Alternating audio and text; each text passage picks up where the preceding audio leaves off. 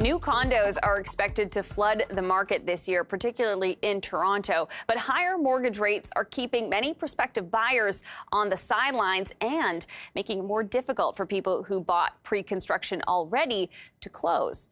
Joining us is Jeff Slightham, Vice President and owner and Director of New Construction Sales at Royal LePage Signature. Had to fit that new construction part into it for this particular conversation. I wear many hats, so yes, that's one of them. Of course. So how has the situation changed when it comes to pre-construction condos right now? That's a great question. A lot of the mom and pop buyers have taken a step back and more of a wait and see approach. With the changes in interest rates, as you mentioned, those mom and pop buyers who are looking for certainty don't have that right now. There's a lot of uncertainty in the marketplace.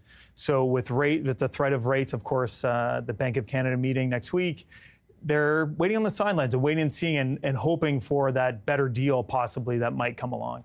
So in terms of people who already bought pre-construction condos that have yet to close on those, yes, how has that really changed for them? That you know, the higher interest rates, the higher mortgage costs. I know you have to have a fairly large down payment to buy these. It's 20% putting down, right? That's correct. Okay, so you do that, but then you have to come up with the rest of the money. Balance, and if the value of the condo changes and mortgage rates change, like what sort of a position are people finding themselves in? You need to be in a position to carry, I'll call it the product, the condominium, whether you're an investor or end user.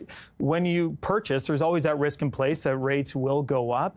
And so as long as you've prepared for that and you understand that the rent, if you are an investor, may not cover the total cost of your investment, you may be out of pocket a little bit every month. There has to be that there's always that risk in every investment. And very rarely, especially over the past 10 years where we've had this growth in our marketplace, has the total rent been able to cover the total cost of your investment. That was already something people were accepting before these mortgage The gap costs. is even wider now. Right. Okay. So what are you hearing from people who either, locked themselves into this situation where they bought a pre-construction condo and now they're in maybe a bit more of a financial squeeze? There's a couple of options. Some people obviously are looking for different avenues to finance their investment. Yeah. Otherwise, clients are looking to assign the unit where you're selling the contract before you actually have to register a mortgage against the real estate investment. Are you seeing a big increase in those assignment sales at this point? Definitely. There are a few more entering the marketplace. They are a harder sale where there is a bit of a process to it. And I don't think we have time to go through it all right now, but but again, it opens up an opportunity because a lot of these clients who have put themselves, unfortunately, into this situation where they have to sell, and a lot of times they're selling it at the price they purchased at 4 years ago. So now that the developers completed the project, you have that opportunity now to say, the seller's like, I can't close, I need to move on.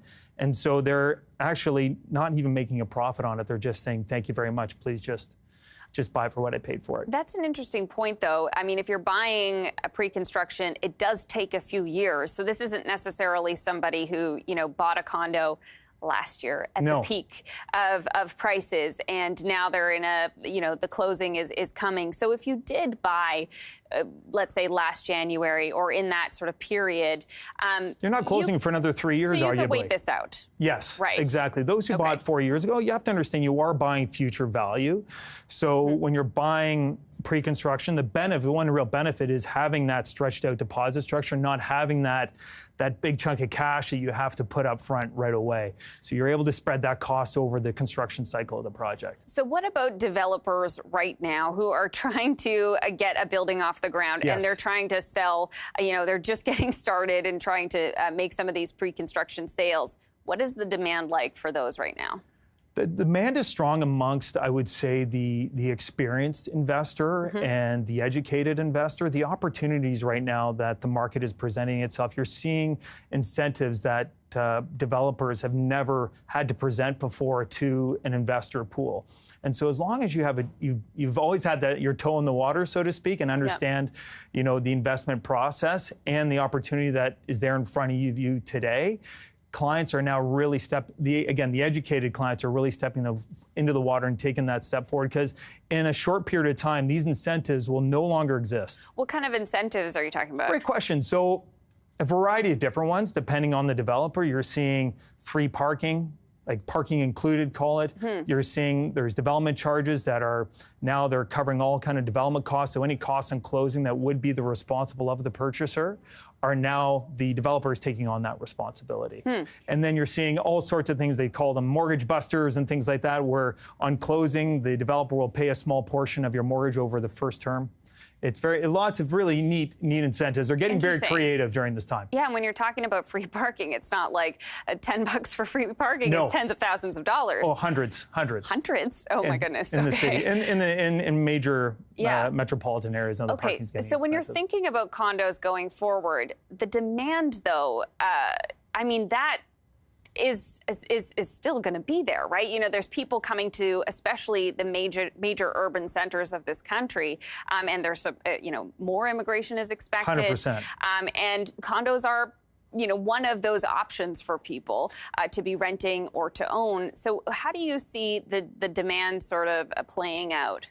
And this is that's a great question. With the amount of new Canadians arriving in Canada so soon, and especially over the next 10-year period, this little blip we have where there's a bit of a slowdown, if developers are not able to sell products, say, over the next 8 to 10 months, it's going to be a lag of delivery, say, in the next 4 to 10 years. And all these new Canadians who need a roof over their head, well, there's not going to be enough of them, especially in these major city centers where the bulk of new Canadians are moving to. So there's a real need, as we all know, that there is a housing crisis in Canada, and this is one of the kind of more interesting things that are going on right now, where again, we're circled back to that educated investor, where an experienced investor who really sees that opportunity and know that the demand for housing will continue.